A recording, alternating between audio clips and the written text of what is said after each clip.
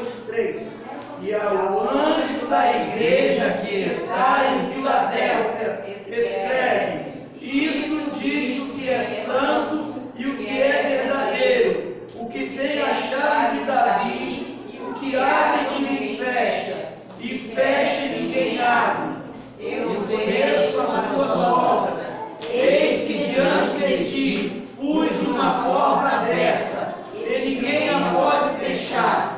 Tendo pouca força, guardaste a minha palavra, e não negaste o meu nome. Eis que eu farei aos sinagogas de Satanás, aos que se dizem judeus e não são, mas mentem. Eis que eu farei que venham e adorem prostrados a teus pés, e saibam que eu te amo. Como guardaste a palavra da minha paciência, também eu te guardarei na hora da tentação, que há de vir sobre todo o mundo, para tentar os que habitam na terra. Eis que venho sem demora, guarda o que tens, para que ninguém tome a tua coroa. A quem vencer, eu farei coluna no templo do meu Deus, e dele nunca sairá, e escreverei sobre ele o nome do meu Deus, e o nome da cidade do meu Deus, a nova Jerusalém, que desce do céu, do meu Deus, e também o meu novo nome. Quem tem ouvido, ouça o que o Espírito diz às igrejas. Todo mundo junto, 13. Quem tem ouvido, ouça o que o Espírito diz às igrejas. Amém. Glória a Deus. Estamos chegando já na reta final, né? Ainda está faltando só a última, que é de Laodiceia. Mas os irmãos que acompanharam o estudo, nós estamos vivendo uma época em que tudo da mídia, né? Que a mídia, ela procura coisas para vender, né? Você veja bem que tivemos agora um caso recente daquele camarada lá que matou os menininhos, né? Queimado, lá de Linhares, não foi isso? Né? O cara não era pastor. Ele era líder num coral lá de música, era um líder na igreja, não era pastor, comprovado. Mas, se colocasse na mídia que o líder não sei o quê, não ia dar igual nenhum, uma pessoa normal, né? Como aquele homem lá, de Nova Almeida, que jogou as criancinhas dentro da ponte, né? Foi só e não deu mídia, não deu igual, acabou, morreu por ali mesmo, né? Então, aí colocaram pastor, né? Para dar aquele sensacionalismo, né? Então a mídia é desse jeito, ela procura um jeito de ficar dramatizar, né? Então, se a mídia hoje fosse falar sobre a igreja de Filadélfia, iria colocar um título bem grande: a melhor igreja da terra, né? Para ficar bem, todo mundo ia falar assim: Filadélfia, né? Nós aprendemos, irmãos, que qual foi a outra igreja que não teve repreensão de Jesus? Vocês lembram? Oi? Tiatira, né?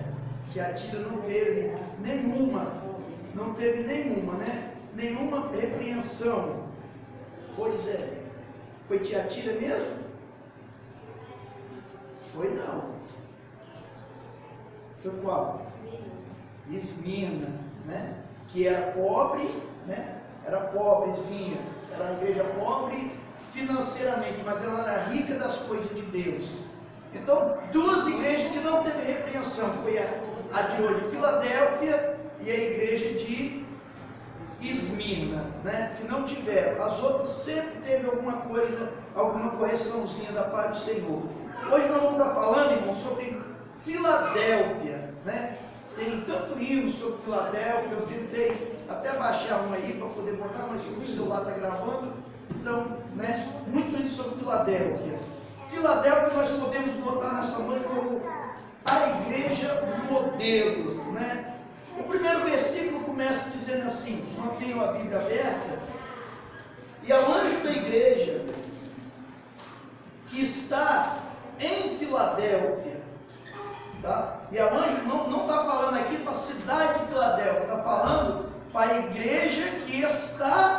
Filadélfia, né? Aqui então, Deus está falando aqui para nós aqui, a Assembleia de Deus da última geração, que está em Dom João Batista. Não está falando para o pai, está falando para nós aqui a mensagem, né? Começa dizendo aqui, a carta do Senhor Jesus para a igreja ao anjo da igreja que está em Filadélfia, escreve: isto diz o que é santo e o que é verdadeiro, e o que tem a chave de Davi, o que abre e ninguém fecha, e fecha e ninguém abre.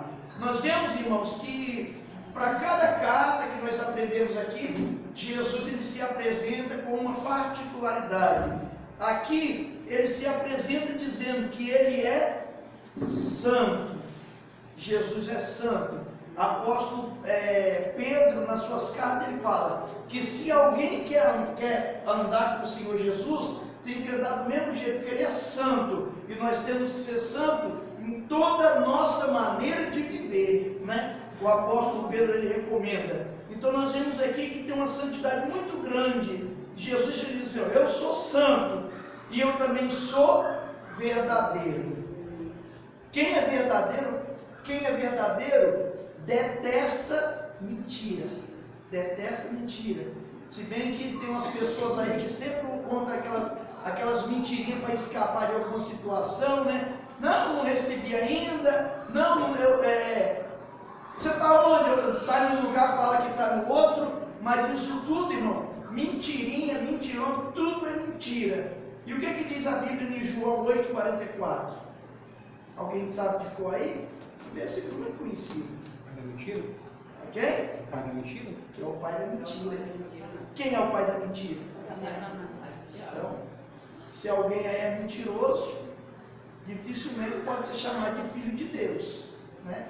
Então a gente tem que tomar muito cuidado com isso aí, porque um dos pecados que vai levar muita gente para o inferno não é o adultério, não é o assassinato, é a danada da mentira. Mentira. Passa tão desapercebido, tão pequenininho, né? Mas a gente tem que estar ligado nisso aí. Então ele está dizendo aqui, o que é santo e o que é verdadeiro, e o que tem a chave de Davi, que abre e ninguém fecha, e fecha e ninguém abre. Abre aí Apocalipse capítulo 1, só voltar um pouquinho, já está aí aberto, só voltar a folha. Apocalipse capítulo 1, versículo 18. O que está escrito? E o que vive foi morto, mas eis aqui estou vivo, para todos sempre. Amém. E tendo as chaves da morte e do inferno. Então o Senhor Jesus está falando que tem a chave da morte e do inferno. Agora abre para mim Isaías capítulo 22, versículo 22. É bom mostrar na Bíblia, né? Para não falar assim, está inventando na minha cabeça. Isaías capítulo 22, versículo 22. 22. Segunda-feira eu preguei lá na missionária Marina, né? Foi tudo assim, eu falava e dava referência. Pode ler. Né? É isso aí, pode ler. E porei a chave da casa de Davi sobre o seu ombro, e abrirá, e ninguém fechará, e fechará, e ninguém abrirá. Amém. Glória a Deus. Então nós vimos aí a referência, né? Que a chave de Davi estaria sobre os ombros do Senhor Jesus. Ele começa dizendo no Apocalipse, né? Quando ele se apresentou para João, ele começou se apresentando falando assim, olha, né? Que ele tinha a chave da morte e do inferno. Irmão, se Jesus ele tem a chave que abre porta e também fecha, então ele está no controle de todas as saídas da sua vida, né? Ele pode abrir porta onde não tem. Aqui nós tivemos a nossa profecia aqui, André falou assim, Deus abre porta onde não tinha porta, né? Está ali nossa portinha. Essa porta é de madeira, mas quem abriu foi Jesus. Porque o homem não aluga para ninguém. De repente abriu as portas, né? Como é que Deus faz? Então o Senhor está falando assim, que ele abre porta. Por que Jesus está dizendo isso aqui? Ele começa dizendo, Jesus ele sempre usava, irmão, alguma coisa da cultura para trazer a mensagem, para ficar bem entendido. Por exemplo, se naquela época Jesus falasse bem assim, olha, cuidado com o seu WhatsApp. O povo ia dizer assim, WhatsApp, que negócio é de WhatsApp? Né? Hoje não, hoje você já vê que a gente pode pregar sobre as redes sociais. Não existia. Então, Jesus ele usava alegorias do que estava presente. Quando Jesus queria colocar uma história, uma parábola, ele pegava o quê? Pegava a parábola da rede, pegava a parábola da ovelha, né? Para cada situação, e aqui ele pega então a história que a igreja de Filadélfia estava vivendo. Quando ele fala assim, ó, eu tenho a chave de Davi, eu abro a porta que qualquer um fechar, eu posso abrir, e ninguém consegue fechar. Porque no contexto dessa história aqui, os judeus daquela época, porque pasmem vocês, porque o cristianismo sempre sofreu na mão dos judeus, sempre, eles nunca aceitaram, até hoje, a gente fica batendo palminha para judeu, mas se você sabe o que é o túmulo de Jesus lá em Jerusalém, sabe o que é para eles? Comédia, piada. Quando os cristãos chegam lá e dizem assim, ó, Jesus ressuscitou, o mestre estava aqui, o Messias estava aqui, eles balançam a cabeça assim, porque o interesse deles lá é financeiro, traz retorno para eles, um lugar turístico, o povo do mundo todo, né, vai para lá para ver onde Jesus caminhou, aonde Jesus morreu, mas eles, pessoalmente os judeus, eles não acreditam nisso. Até hoje eles propagam lá, a tradição deles diz lá, que é mentira que Jesus não ressuscitou não, que pagaram alguns soldados lá e sumiram com o corpo. Está na Bíblia, no Evangelho de Mateus. Então eles inventam essa mentira até hoje. Fala para o judeu que Jesus ressuscitou para você ver. Eles vão dizer assim, foi da sua cabeça. O corpo dele foi roubado. Eles não acreditam, né? Sempre teve essa perseguição. Sempre o cristianismo sofreu. E nessa passagem aqui, da igreja de Filadélfia, a igreja sofria muito. Esses cristãos aqui, eles não podiam entrar na sinagoga. Por quê? Porque a porta estava fechada para eles. Eles não podiam ir até lá para adorar. Jesus ele chega dizendo assim, ó, eles estão com a sinagoga lá, eles proíbem vocês de entrar na sinagoga, mas eu tenho uma chave que abre porta e eles não podem fechar, aleluia, e a porta que eu estou abrindo para vocês não é daqui não, é lá do céu, aleluia, é onde vocês vão entrar e vão sair. Quando Jesus ele fala no Evangelho de João, ele fala assim, eu sou a porta. Lembra disso? Que Jesus falou assim, eu sou a porta, e quem entrar por mim, entrará e sairá, entrará e achará o quê? Pastagens, né? Achará alimento, louvado seja o nome do Senhor. Por que Jesus ele disse assim, eu sou a porta? Sabe por que Jesus disse isso? Porque, se vocês olharem na cultura lá oriental, o pastor de ovelha, ele não dormia, né? O que o pastor fazia? Eu não sei se alguém já teve curiosidade de ver um aprisco de ovelha. É uma portinha muito pequena, muito estreitinha, e o pastor, se quiser desligar, pode ligar agora. Está no microfone, tá? O pastor, ele colocava as ovelhas tudo para dentro do seu aprisco, né? Para dentro do aprisco, e o que ele fazia com o cajado na mão? Ele ficava no lugar de porta. Ele baixava aqui, ó, e ficava a noite toda com o cajado na mão, velando as ovelhas descansar, né? Por isso que Jesus falou assim, no aprisco aí, vocês não se preocupam não, porque eu sou a porta, aleluia. Vocês vão entrar e vão sair, mas eu vou estar sendo o guardião, amém? Louvado seja o nome do Senhor. Muito bem, versículo de número 8. Agora, eu sei, na minha está escrito eu conheço, né? E outros aí está escrito, eu sei as tuas obras. É uma afirmação.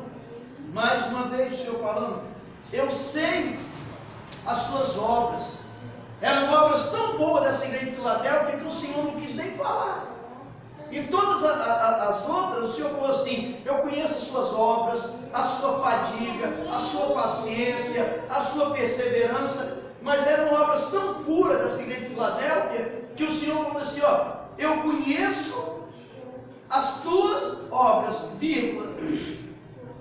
Eu sei que vocês querem me adorar, eu sei que vocês perseveram, mas eu já diante de vocês eu estou colocando uma porta aberta, e ninguém a pode fechar, tendo pouca força, guardaste a minha palavra e não negaste o meu nome.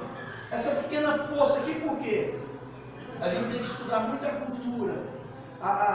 Era uma pressão muito grande que tinha em Filadélfia, porque ali era apelidado essa igreja de Filadélfia como uma pequena Atenas, né?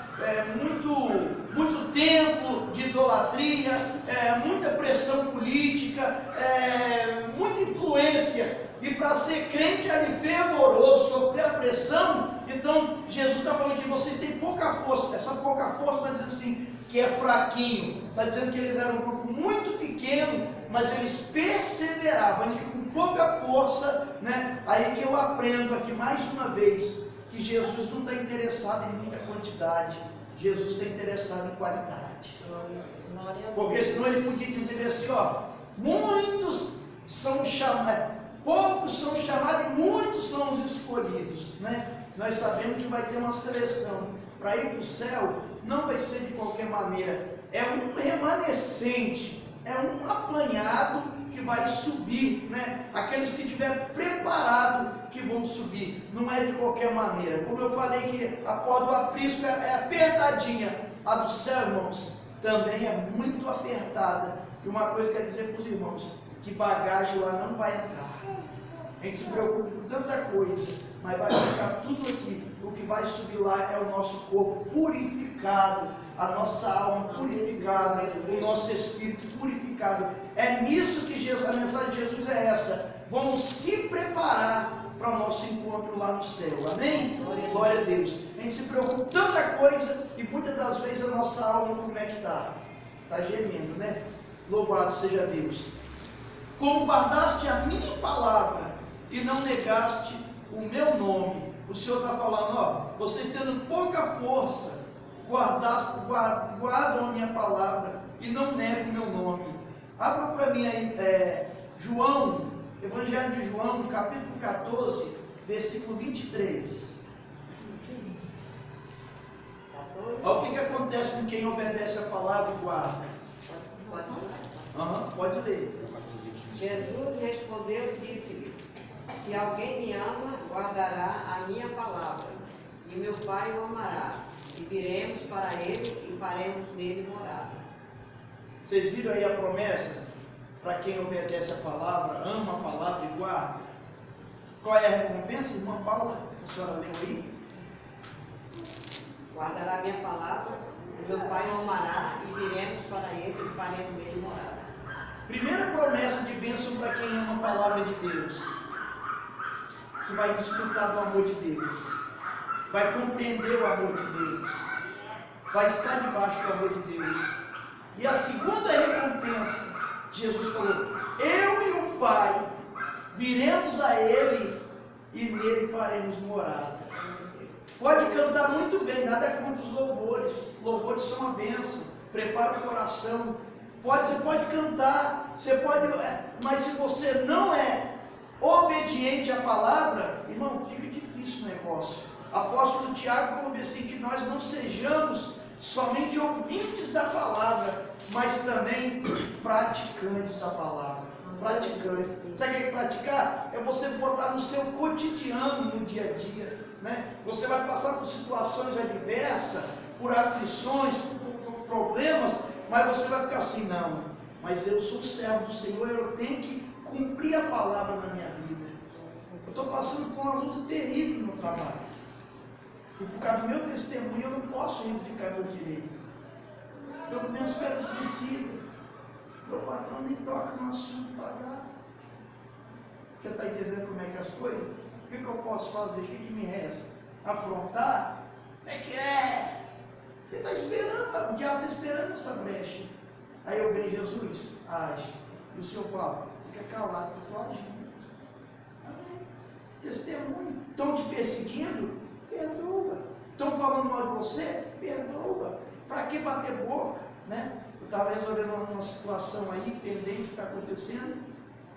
Falei, mano, perdoa. Perdoa, que vai ser o melhor que você tem. Você acha, e de perdão eu posso falar rasgado. Eu perdoei uma pessoa que praticamente que foi lá e meu ceifou a vida do meu irmão, eu te perdoo. E perdoei mesmo, está perdoado. Porque atrás daquilo tudo ali tem uma influência satânica que toma a vida da pessoa. Se eu não perdoar, irmão, como é que fica? Fica difícil. Hoje, a dificuldade dos cristãos, muito cristão, não vai subir para o céu porque não sabe ceder o perdão. Está dentro da igreja, infelizmente, está cantando, está pregando, você está entendendo como é que é as coisas, mas não consegue abrir o coração e falar assim, ó, eu estou te perdoando. Sabe por quê? Porque perdoar é difícil. O nome perdoar, você já tentou o significado da palavra perdoar? Não sei porque fugiu do assunto e entrou nisso aqui hoje. Não sei por que isso. Perder. Você tem que perder. Entregar algo. É difícil, né? A pessoa te humilha, te afronta, você fala assim, ó, fulano, eu quero ir para o céu. Eu te perdoo em nome de Jesus. Eu te perdoo em nome de Jesus. Está perdoado. Está perdoado.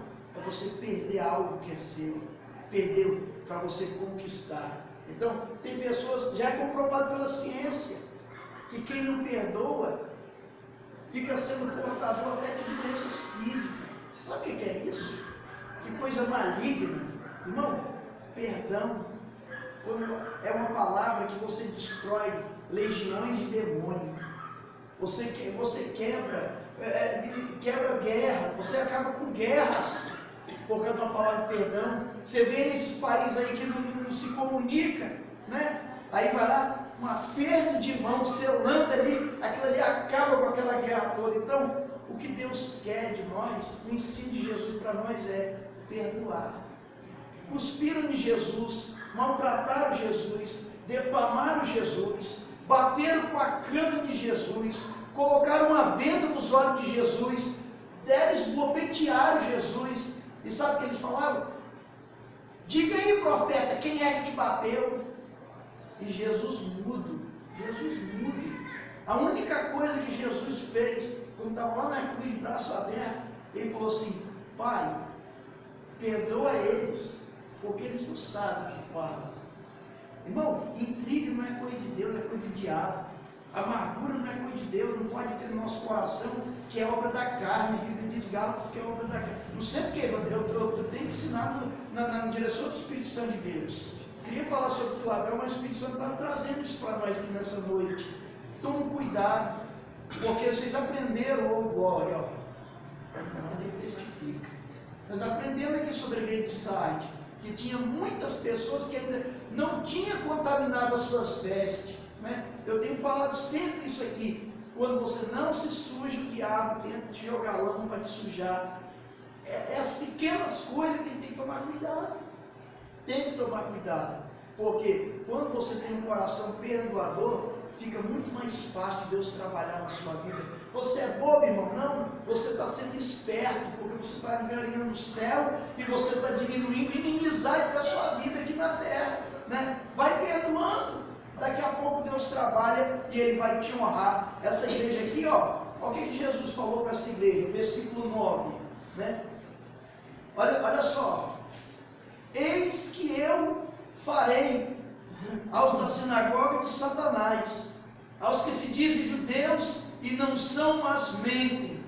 Eis que eu farei que venham e adorem prostrado a teus pés e saibam que eu te amo.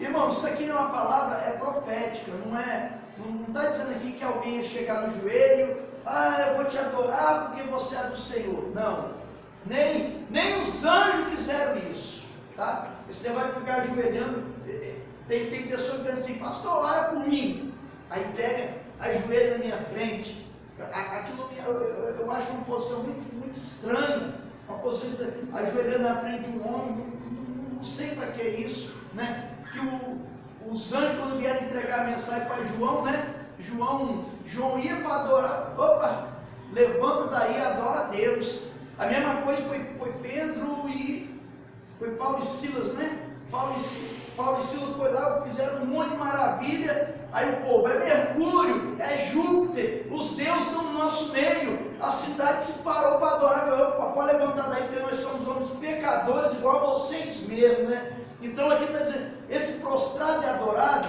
é quando a igreja for arrebatada para o céu, nas bodas do Cordeiro, quando Jesus vier para julgar as nações, quando Jesus vier montado no cavalo branco, a igreja vai vir num exército muito grande, né, lindo, em cavalos brancos, vestido de roupa de linho, nós aprendemos semana passada, que é roupa justa, né, vai vir para julgar as nações. Aí esse povo aqui, que zombou de nós, que criticou, que perseguiu, que disse que Deus não era na nossa vida, esse povo vai estar tudo de joelho dobrado, vai estar tudo perante o Senhor. A Bíblia diz que nós iremos julgar. Foi em uma das cartas aqui que nós lemos isso, né? Que nós iríamos, aqui ó, para a igreja de Tiatira, ó, versículo 27, né? Versículo 26 aqui ó. E ao que vencer e guardar até o fim as minhas obras, lhe darei poder sobre as nações, e com vaso de ferro as regerá, e serão quebradas como vaso do oleiro, né? Nesse momento aqui, esse povo aqui, nós teremos autoridade. Deus vai derramar uma autoridade muito tão grande, que esse povo vai ter que se dobrar e ter que reconhecer o tanto que Jesus nos ama, né? Então preste bem atenção, vai perdoando, irmão. Vai se colocando na condição de servo. Jesus falou que nós seríamos humilhados, Jesus falou que nós seríamos perseguidos, que nós iríamos sofrer afronta, mas não iria ficar por muito tempo, que depois Ele também iria nos honrar, amém? Glória a Deus por isso. Versículo 11, não, 10, versículo 10. Como guardaste a palavra da minha paciência, também eu te guardarei da hora da tentação que há de vir sobre todo mundo, para tentar os que habitam na terra. Irmão, preste bem atenção. A perseguição contra os cristãos está cada dia mais aumentando. Cada dia mais aumentando. Vocês lembram daquele versículo, o justo viverá pela fé? Lembra disso? Isso não é agora que você vive com o salário mínimo, vai lá e compra, estou vivendo pela fé, não. A igreja vai sofrer uma perseguição tão grande, que quando você, eu já citei aquele exemplo aqui, quando você for levar um filho seu para o hospital, né, vai chegar lá, você é crente, então você não vai ser atendido aqui não. Se você não for crente, aí você tem que fazer o quê? Olhar para o céu, né? Olhar para o céu e dizer assim, Senhor, cura o Miguelzinho, Senhor, cura a Sofia. Você vai viver praticamente confiando somente em Deus, que a perseguição vai ser tão grande, que a igreja primitiva, ela era conhecida como a igreja das catacumbas, né? Se você for entrar lá em Roma, se você for entrar em Jerusalém, debaixo de Jerusalém ali, é buraco puro, é igual um queijo, porque na perseguição, o povo se escondia em túnel, né? O povo se escondia em túnel, se escondia dentro de catatumba, né? Quem assistiu o documentário da igreja primitiva vai ver que era conhecida como... Qual o sinalzinho que eles colocavam onde tinha um cristão? Um peixezinho, era um código que tinha, quando via um peixezinho, aqui tem um cristão, né? Então era tudo muito escondido para de perseguição, e essa perseguição, ela vai acontecer. A preparação para o terreno do anticristo, não vai ser de mão beijada. A terceira guerra mundial, ela está vindo aí, e ela vai antecipar a vinda do anticristo. E essa terceira guerra mundial, preste bem atenção nisso, essa terceira guerra é uma guerra religiosa, onde muitos cristãos vão sofrer, vão até perder a vida, entra essa palavra aqui, ó, né, da igreja de Filadélfia, e com pouca força, vocês vão precisar guardar o nome do Senhor. Com pouca força, vocês não poderão negar o nome do Senhor. E para o que vencer, tem as promessas aqui. Então vocês ficam ligados nisso aí. Mas isso aí é ficção. Não é ficção, irmão. Tudo que está acontecendo está arrumando eu já disse para quem tem na internet, procure na internet que você vai ver, né? que já estão, os utensílios do terceiro templo, já está tudo preparado, né? O local lá, agora já descobriram que o terreno exato do templo de Salomão não é naquela mesquita dos muçulmanos que está lá dentro de Jerusalém. Olhar que é do lado. Olha que situação já. Eles estão a qualquer custo querendo cumprir a palavra de Deus. Automaticamente botou aquele templo ali, construiu, que é muito fácil, a guerra religiosa se instaura. Falta só uma assinatura para começar a obra. Só falta, você está entendendo? Como é que. Falasse disso há muito tempo atrás para você ver que dizia coisa de doido, né?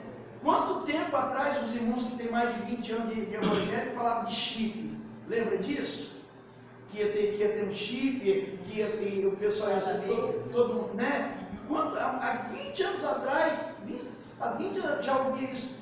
Não tinha nem chip de celular, não tinha chip de nada, mas já tinha esse negócio do chip já rodando. E hoje já tem pessoas colocando seus documentos, já tudo, né? Então você vê que está tudo evoluindo, mas a igreja se encontra o quê? Desapercebida. Jesus disse assim, ó, acautelai-vos, porque o Filho do Homem vai vir um dia em que vocês não pensam. Na parábola das virgens loucas, como é que estavam as virgens? Quando o noivo veio? Todas dormindo. Estavam todas. Só que umas estavam na vigilância. Umas estavam ali na prudência, guardando a promessa. As outras, de qualquer maneira. Eram virgens? Eram virgens. Só não eram prudentes. 5 eram. Então fica ligado nisso aí. Versículo 11. Eis que venho quando? Sem demora. E o que Jesus dá o conselho aí? Guarda o que tens, para que ninguém tome a tua coroa. E aí? Você está pensando que Satanás está de olho na sua bicicleta? Você está pensando que Satanás está de olho na sua casa? Você está pensando que Satanás está de olho no seu filho? Na sua esposa? Satanás está de olho em alguma coisa que tem reservado para você. Não está aí na sua cabeça não, ainda não. Mas está lá do céu. Tem uma coroa linda lá, onde Deus vai te coroar.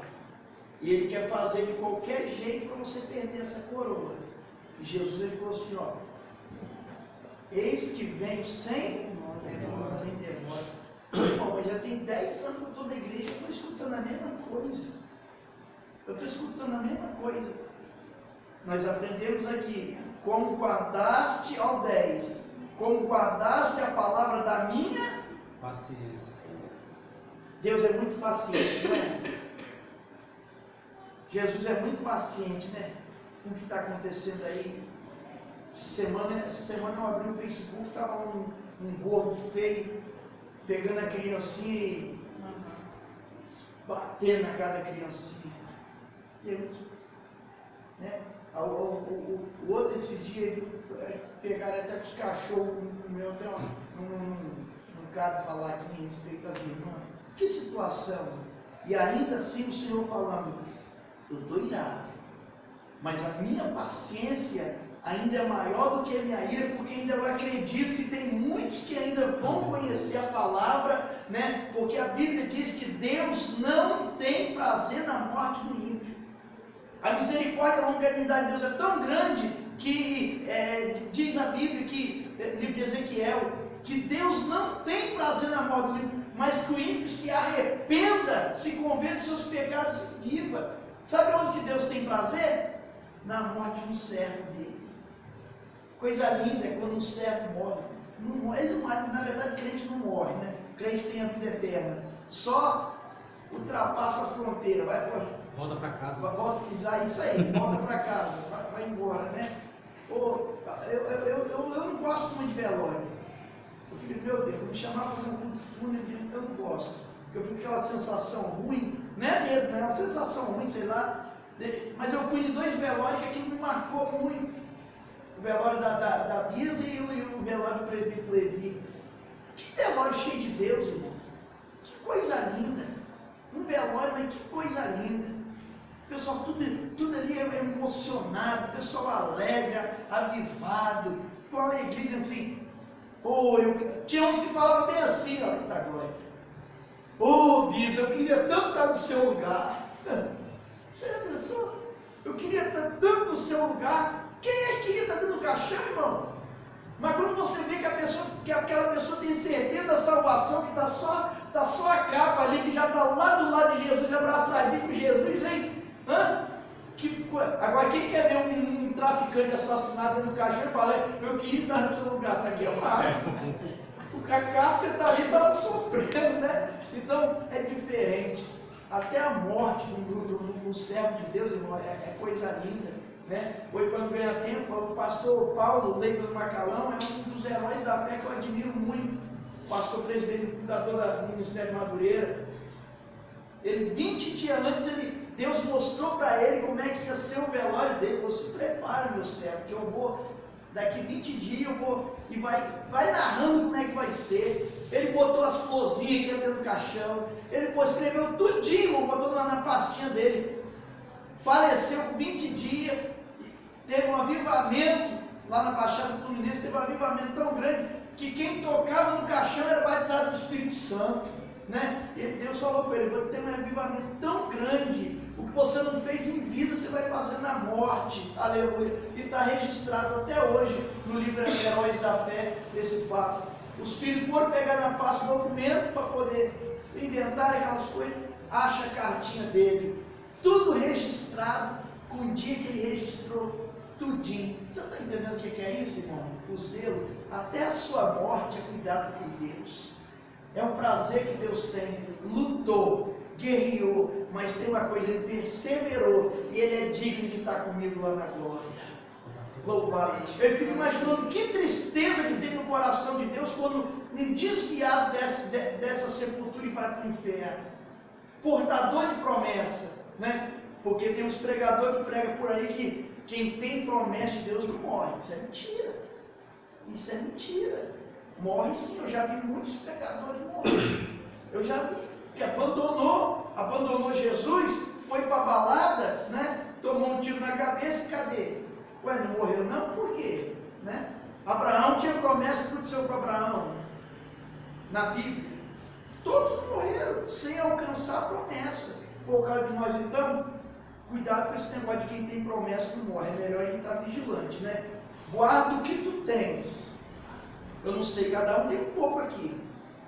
Um tem muito, o outro tem pouco, um tem uma intimidade com Deus maior, o outro tem menor, mas aqui não está falando do tamanho, está falando assim, ó, o que você aprendeu, guarda, né? O tempo está passando, aí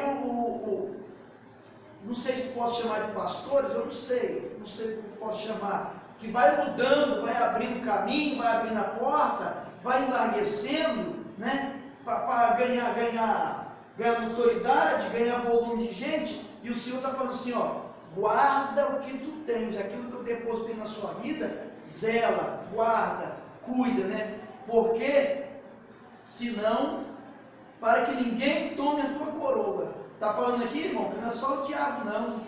Tem mais alguém que pode te tirar da posição, tá? Então você fica ligado em quem é que está querendo tirar da posição, para perder, tomar a sua bênção lá em cima. Versículo 12. A quem vencer, eu farei coluna no templo do meu Deus, e dele nunca sairá. E escreverei sobre ele o nome do meu Deus, e o nome da cidade do meu Deus, a nova Jerusalém, que desce do céu do meu Deus, e também o meu novo nome. Olha o privilégio. Naquela época, por que Jesus ele disse isso aqui para aquele povo? Porque os gregos, né, eles tinham mania de quando alguém era muito famoso, tinha um mérito, uma honraria, né, eles colocavam uma coroa de louro na cabeça, né, para o vencedor. E quando a pessoa era um herói, assim, o que eles faziam? Eles levantavam uma coluna. Né? A pessoa era muito famosa, muito importante, quando eles iam marcar uma cidade, eles colocavam colunas. Aqui é coluna de fulano e tal. Lembra do templo de Salomão?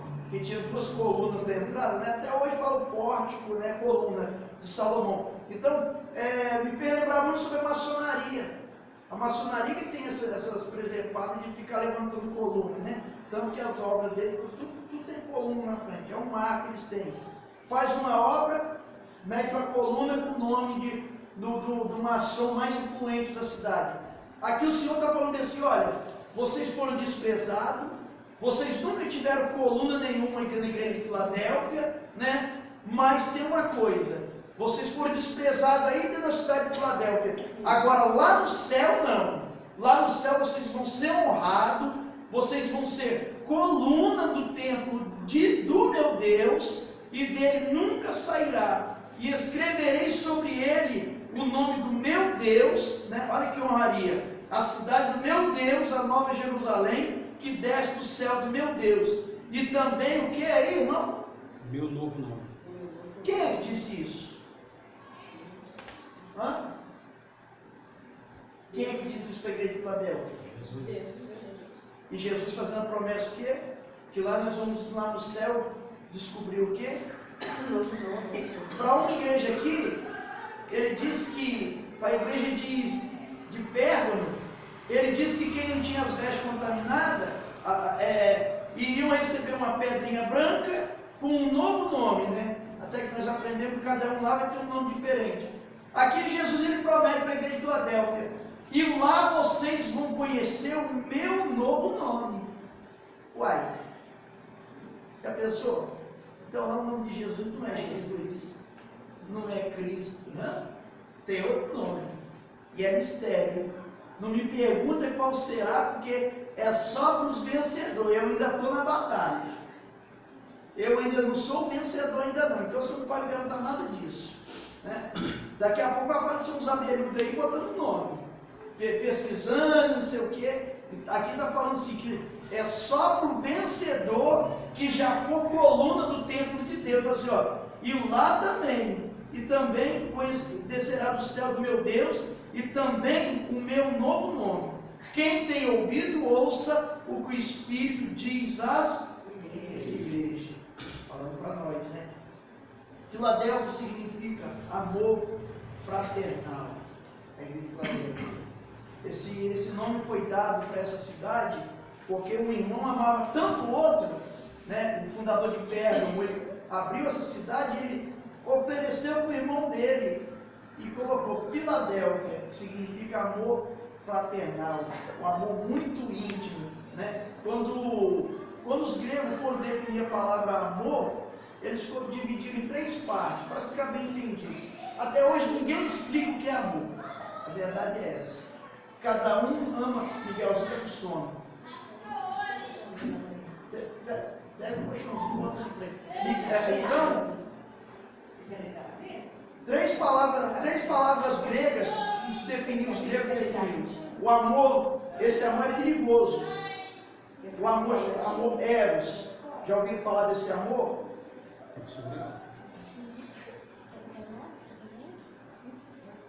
O amor eros. O amor eros é aquele amor da sedução, que você ama o que você vê, né? O amor pelo corpo, o amor pelo dinheiro, é um amor ganancioso, né? Então, esse amor significa amor eros. Amor filhos, é o amor de família, é o amor da mãe para com o filho, de um filho para com o pai, esse é o amor. Mas o amor do cristão que tem que haver dentro de nós é o amor ágape, que significa o amor fraternal. Independente, te maltratou, você tem que amar. Te humilhou, você tem que amar. Pisou no seu calo, você tem que amar. Esse é o amor que Jesus nos ensinou a amar. E quais são os 2 mandamentos que existem para nós? Amar Amar o Senhor teu Deus sobre todas as coisas, E o amarás o seu próximo como a ti mesmo. Isso aí. Passou disso, é regra, é mandamento do Senhor. Já diz assim, né? Guarda os meus mandamentos. Então, só você. Ama a Deus. Se você ama a Deus e não ama o seu irmão, acerta a situação, porque está feio o negócio. Amém? Vamos se colocar de pé, fazermos oração, encerrando aqui, em nome de Jesus. Quem puder fazer fechadinho as fitas, tá vendo?